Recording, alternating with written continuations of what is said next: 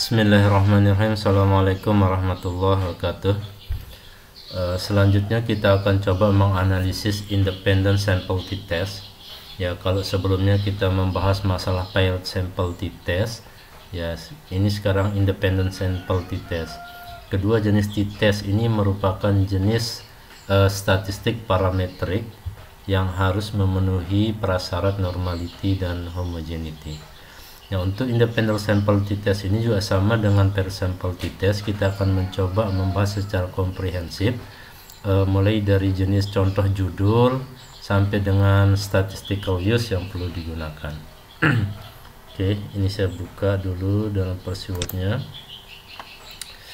Oke, ya, independent sample t-test, fungsi dari sampel independent sample t-test itu adalah untuk mengetahui apakah ada perbedaan mean score, nilai rata-rata dari dua kelompok yang berbeda. Kalau yang paired sample t-test itu adalah membandingkan dua skor dari satu kelompok yang sama, satu kelas, maka independent sample t-test ini membandingkan nilai rata-rata dari dua kelas yang berbeda, entah itu kelas A dan B, atau B dan C, atau A dan C. Ya, ini beberapa contoh judulnya sama dengan contoh paired sample t-test judulnya, tetapi nanti desainnya yang berbeda. Oke, kita pakai ini aja, the use of mind mapping technique on teaching writing skill. Ini ada dua contoh statement of problem yang kita ajukan. Pertama adalah, is there any difference on student writing skill who are taught by using mind mapping technique and those who taught by using conversational technique? Kita ingin mencari perbedaan nilai rata-rata terhadap kemampuan menulis siswa yang diajarkan dengan menggunakan teknik mind mapping dan teknik konvensional. Ya.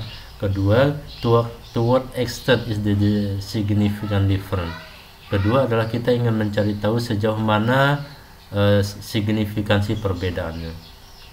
Oke, hipotesisnya bisa berbunyi, there is a significant difference on writing skill of the student who taught by using mind mapping teknik and those who taught by using conventional teknik. Ada perbedaan yang signifikan nilai rata-rata siswa, kemampuan menulis siswa yang diajarkan menggunakan mind mapping dan conventional teknik. Jadi desain penelitiannya kurang lebih seperti ini. Desain penelitiannya, karena ini independen, maka kita butuh dua kelas A dan kelas C. Yang kelas A kita gunakan treatment menggunakan mind mapping, yang kelas C kita gunakan konvensional. Ya, desainnya kita menggunakan quasi experimental with post test design. Kita hanya menggunakan nilai post test sebagai data penelitian, tidak ada pretest. Jadi kita akan membandingkan nilai post test siswa, ya, yang diajarkan menggunakan mind mapping, yang diajarkan dengan konvensional. Ya, lalu kita melakukan post test. Post test itu kita kerjakan setelah kita melakukan treatment, ya, jangan sebelum treatment. Ya, post mind mapping kita kasih ke kelas A karena kita ngajarkan kelas A menggunakan mind mapping. Jangan sampai kita ngajar di kelas A menggunakan mind mapping, lalu datanya kita ambil di kelas C. Salah itu, ya. Jadi harus sesuai. Ya, kemudian kelas C itu diajarkan dengan konvensional, maka post testnya pun harus di kelas C. Ya, jenis statistik yang digunakan adalah independent sample t-test karena kita menggunakan dua kelas yang berbeda, ya, dan ini membutuhkan datanya harus normal dan homogen. Nanti kita coba lagi tes normality dan homogeneity.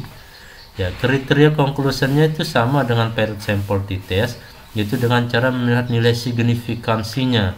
Kalau nilai signifikansinya itu lebih kecil dari 0,05, maka terdapat perbedaan yang signifikan.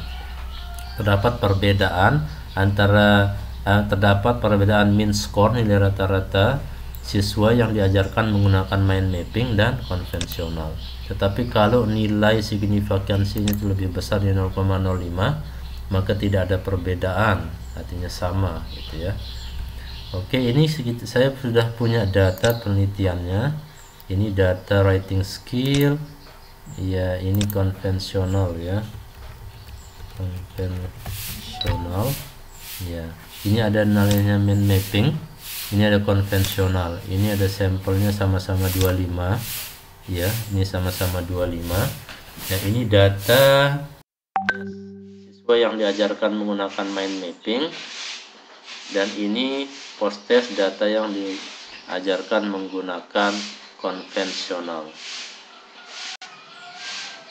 Oke, datanya ini kita masukkan, kita olah ke SPSS ya. Kalau saya itu saya masukkan datanya dulu. Kalau saya tinggal kita masukkan datanya saja,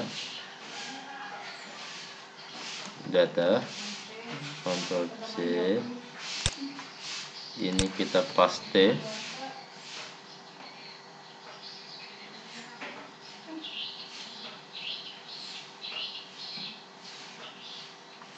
Oke, lalu data yang ini kita kasih dia angka 1 semuanya ya, di copy saja, kemudian ini di paste Ctrl V gitu ya. Ya, kemudian kita copy data yang konvensional.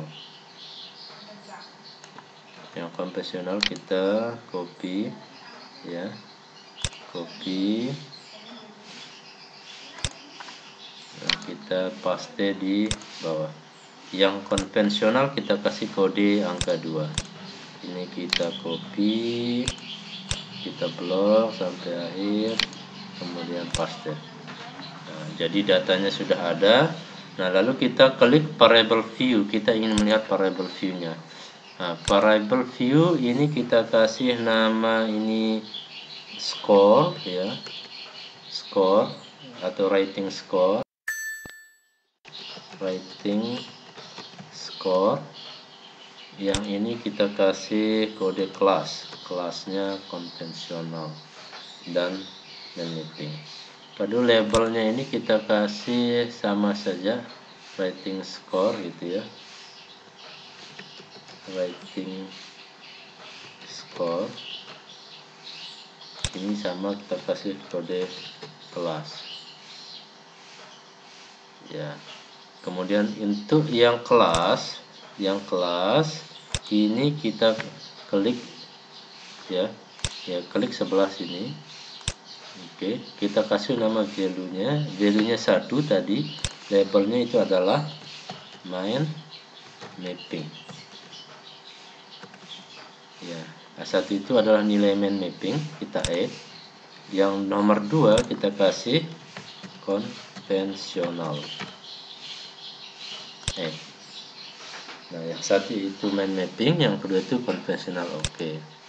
Ya, desimalnya kita hilangkan kosongnya karena tidak ada angka di belakang koma. Measurement ini scale, terus scale saja dua-duanya. Nah, udah selesai. Kita lihat view-nya udah berubah, rating score kelas. Nah, pertama kita coba analisis satu-satu. Kita cari normalitasnya.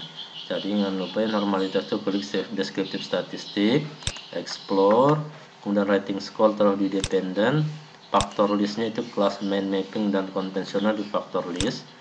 Ini klik plot normality. Oke.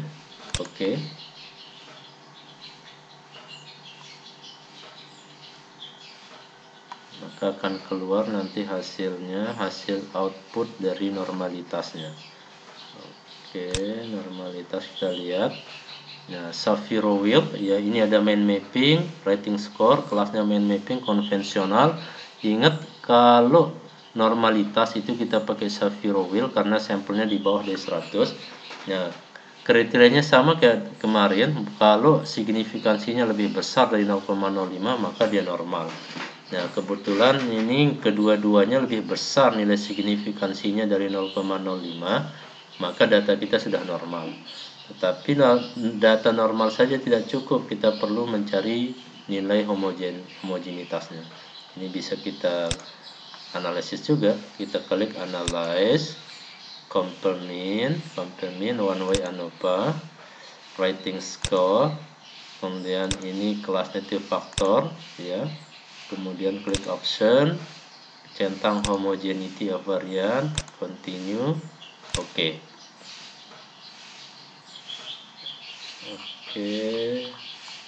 Nah, test of homogeneity. Ini homogeneity-nya itu Levens statistiknya, nilai signifikansinya juga 1,25, lebih besar dari 0,05. Jadi data ini juga sudah normal. Selain normal, dia juga homogen, ya, maksud saya dia sudah normal dan homogen. Maka karena datanya sudah normal dan homogen, selanjutnya kita bisa analisis independent sample t-testnya dengan cara analyze, compare mean, ini independent sample t-test, ya, jangan pair, independent sample t-test. Nah, test variable di rating score itu kita taruh test variable, kelasnya itu kita taruh grouping. Setelah ini kita klik define group. Yang grup 1 tulis angka 1 main mapping, yang grup 2 tulis angka 2 konvensional continue. Nah, ini setelah ada 1 2, oke. Oke, ini sudah keluar hasilnya. Ideal main mapping konvensional, ada n itu sama-sama 25 sampelnya, min skornya itu yang main mapping itu 70,28, yang konvensional itu 56,52. Ya, selanjutnya untuk menentukan apakah ada perbedaan signifikan min score ini, kita lihat hasil independent sample t-test outputnya. Nah, ini kita lihat equal variance assume, artinya ini parametrik, ya, normal, variannya sama. Kita berasumsi bahwa variannya sama. Ya, ingat untuk mengambil kesimpulannya adalah dengan cara melihat atau membandingkan nilai dari signifikansinya. Oke, signifikansinya, signifikan to tailnya dilihat.